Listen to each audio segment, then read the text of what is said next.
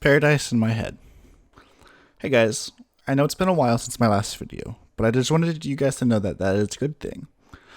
As some of you may know, writing is my coping mechanism, so nothing to write about means I am doing well. Let's see here. A quick recap of what has happened in the last several months. I had a roommate, which ended when the lease ended, so that was a new experience. She moved on January 5th, so I wasn't stressing about bills or what I was going to eat for dinner. My mental health has improved as well. I'm not deeper than rock bottom anymore, nor do I feel lonely or afraid to be with my own thoughts. But unfortunately, I can't take all of the credit. I'd help, and that is my beautiful girlfriend, Catherine. We have been seeing each other since December 15th, 2019, but we have been officially dating since January 15th, 2020. I suppose I could tell you how we met. Now, I'm not sure if we had matched on December 15th. Pretty sure it's the 14th. And then on the 15th, regardless, I remember looking down at my phone, going through the matches. Going through them, looking at the descriptions and bios, scrolling through the pictures, and then I came to her. This curly-haired girl who wore a smile on her face like she owned the last one on earth. I stopped and looked at every picture carefully, noting that some of them were definitely older than others. After I finished scrolling through them, I read her bio. Now, I know I'm a writer, and writers remember a lot of the important things, but I don't remember what hers was. Anyways, I swiped right and went on with my day. I'm not sure how much time had elapsed from when I swiped right to the time that we actually matched, but I do remember where I was at, though. I was at work. My phone went off and I stopped to look at it, and then I realized that it was her and that we had matched. Which also reminds me, we matched on the 14th and talked till late into the night. Into the 15th, which is when we met in person. Next day came and I was off work, and of course I was talking to Catherine. It was around 5 p.m. I had the idea that I wanted to go see a movie with her, but I knew I probably shouldn't because I needed to save my money for rent and bills.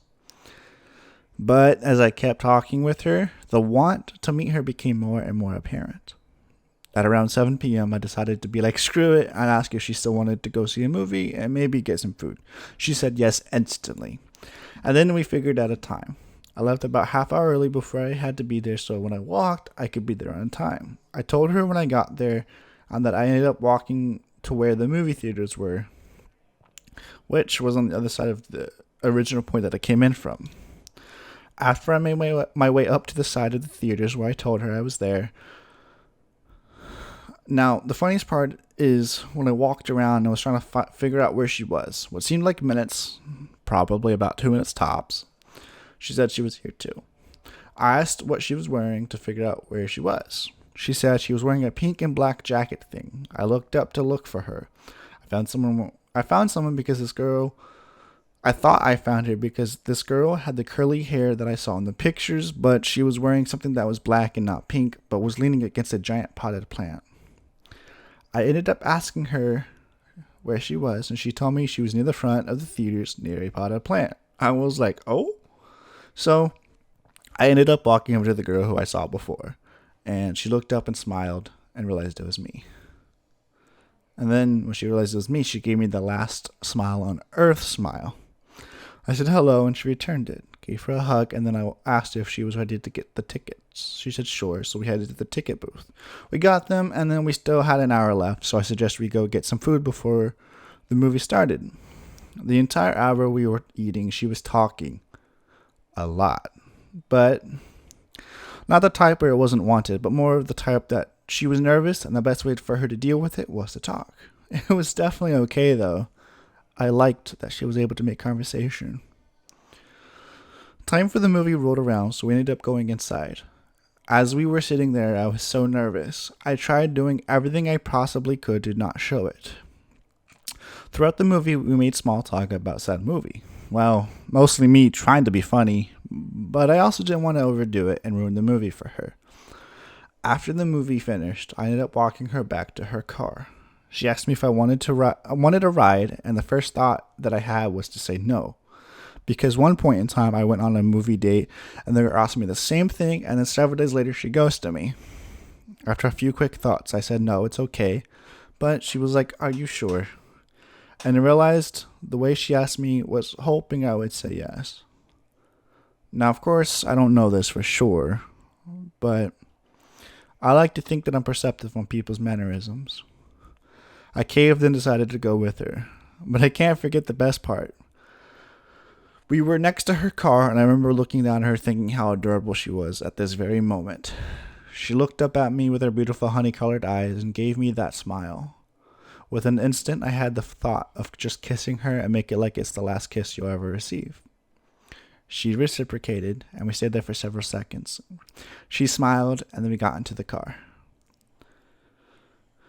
We ended up getting to my place, but still in the car. My plan was to make some short talk with her, and then get out and thank her for the car ride and all that jazz. But a few extra minutes turned into hours, which turned into 3 hours, which turned into 5.5 hours. Yes, we sat in her car for 5.5 hours just talking about anything and everything. Sometimes sitting there listening to the music, sometimes kisses were involved, but just sitting there.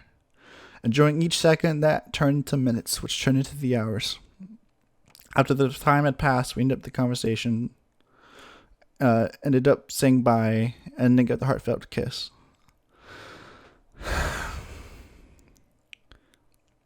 As of September 9th, 2020, it's been 1 year, 3 months, and 6 days, and I think I can type this out now and get these words in my head out. But I just want you to know that I'm doing fine. I want you to know that the things that you were trying to teach me have finally been understood. How a simple text message saying, I hope you're having a good day, can go a long way.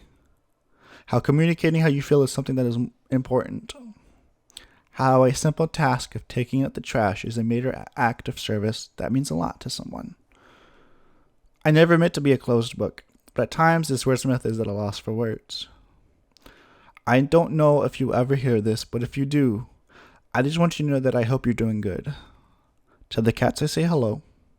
Give them a head pat for me. I know it's all not that important, but I think you would be a bit more proud of me. It's hard for me to put this into words, but I want to, so here it goes. I don't miss you, but I hope you're doing okay. I don't want to see you, but I respect you as a person. I wish you all the best, but that is all. I included this because that was something that really got me messed up in my head. I was a living wreck and I lost sleep at night, and I'm scarred from it. But it isn't something I hold on to. Something I don't use as an excuse for why I should or shouldn't do something. Just like my father, I will change the puzzle pieces of you in my head to the beautiful picture, and then I'll place your picture right next to his. This piece was written because I want to show the difference between war in my mind to this, paradise in my head. The type of person that I was then, the emotions I had, and everything else after that date. Am I fully okay? No, but I am striving to better myself. I want to reach the stars. I want my voice to move mountains and shake walls. I don't want to be hidden anymore. And I want to make my writing something that is a part of me. I accept that I am some type of writer. Not a good one. But I am one. I know that isn't the lack of confidence talking. I just think I can always have room for improvement, so nothing I write will ever be good. I do want to add more to my YouTube channel. I do have the strive to add more as well. I am always thinking of topics that I should write about. Sometimes that is easier said than done. I do have some unfinished projects that I could finish. Overall, I'm doing better than I was a year ago. And I do have new confidence in certain things that I did not have before.